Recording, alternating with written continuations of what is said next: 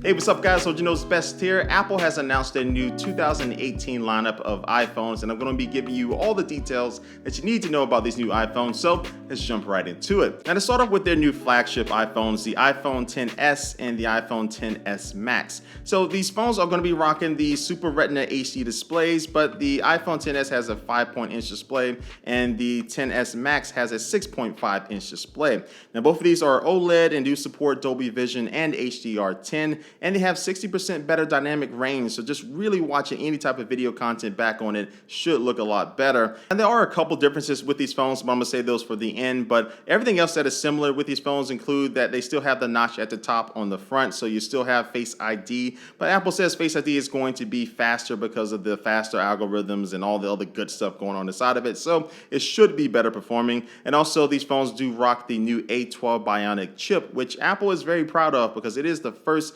7nm chip inside of a phone, and it has 6 cores for the CPU, it has 4 cores for the GPU, and the neural engine that can process 5 trillion operations per second. That's a lot of geeky stuff, but it should be able to handle a lot of work. And also has their image signal processor, which is going to lead us into the cameras. And on paper, the camera specs do look very similar to the ones on the iPhone X. On the rear, you do have dual 12 megapixel cameras, but they do have a faster sensor, so they're going to be better for low light performance and also better depth of field. And so just looking at the photos that they showed off, which are probably taken by a professional photographer with the phone, but you can kind of get a sense of how well these phones can perform. And I was just really impressed with how it can outline the subject for the portrait mode and really just lock onto the hair and the face, and it looks really good in my opinion. And a new feature for the iPhones, but not new for other flagship Android phones, is that you can now adjust the bokeh or the blurred background effect on your picture after you take it. So it's a little slider where you can slide to turn it all the way off, or you can slide it to make it as blurry and creamy as possible.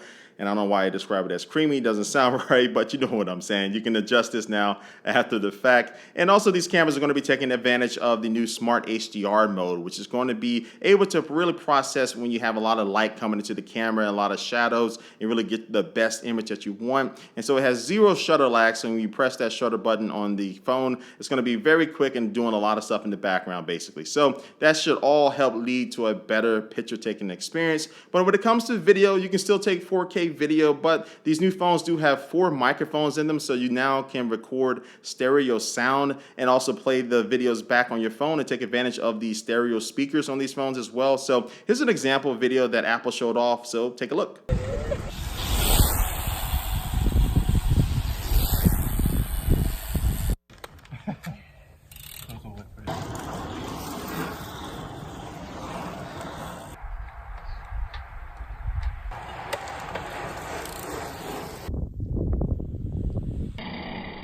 So these new phones have a better camera, display, processor, microphones, all that good stuff, but what about that battery life though? Well, compared to the iPhone X, the iPhone XS is going to have 30 minutes longer of battery, and then the iPhone XS Max is going to have up to an hour and a half longer battery life.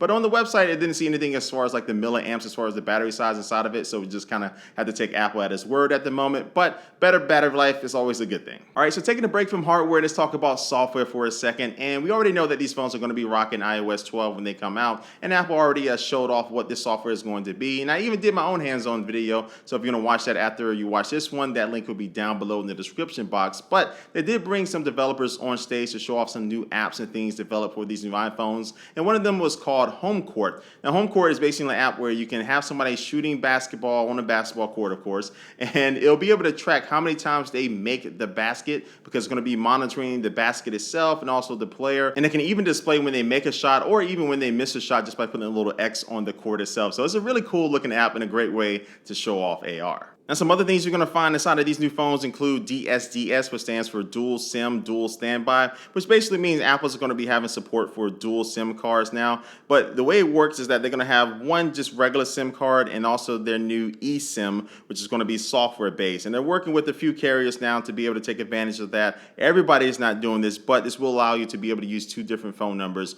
on your phone at the same time. And even in China, where they don't support eSIM, they're going to have a special version of the iPhone X XS Max that will have a physical tray that will be able to support 2 physical SIM cards inside of it. And both of these phones are going to be rated IP68 for better water and dust resistance. They both going to have support for a gigabit LTE, wireless charging, but you still don't get fast charging out of the box. They still only have that 5-watt adapter inside of it with the USB to Lightning cable. So you still can't fast charge out of the box with these new phones, which is definitely a bummer. But if that doesn't deter you, you'll be able to buy these phones in either silver, space gray, or a new gold color. And also they're going to be rocking 64, 256, and 512 gigabyte storage configurations. And so the iPhone XS will start off at $1,000 and will top off at $1,350 if you want the 512 gigabyte version. And then the XS Max will start off at $1,100 and will top off at $1,449 if you want the 512 gigabyte version. And so pre-orders will start September the 14th, and then you'll be able to get these phones in your hand on September the 21st. But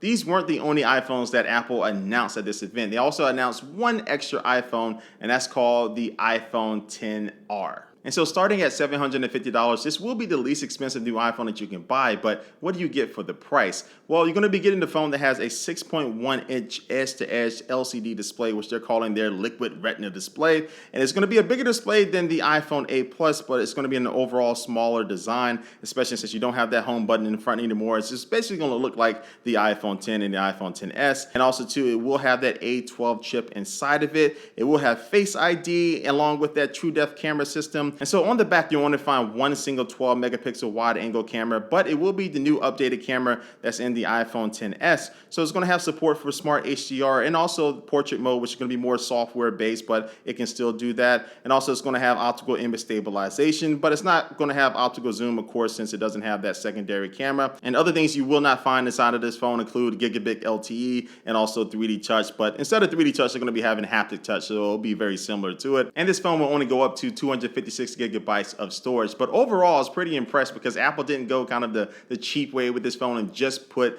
the specs from the last year iPhone X inside of it. They actually are putting some of the new specs from their top tier phones inside of this phone, but at a better price point. And design wise, it still looks really good. And then you get a lot more color options with this new phone, including white, black, blue, coral, yellow, and product red. And this phone will be available for pre-order on October the 19th, and then it'll be shipping on October the 26th. So these are the 3 new iPhones that Apple has announced today, and I'll be making my follow-up video giving you my opinion about these phones, especially how they compare to other top phones on the market. So make sure you do subscribe to me here on YouTube and follow me on all my social media networks to be notified every time I upload new videos and share new content. And leave your comment down below. Let me know what you think about these new iPhones, whether you like them, whether you hate them, or whether you're in between. Just let me know. Leave that comment down below. And like always, I want to thank you for watching this video, and I will catch you later.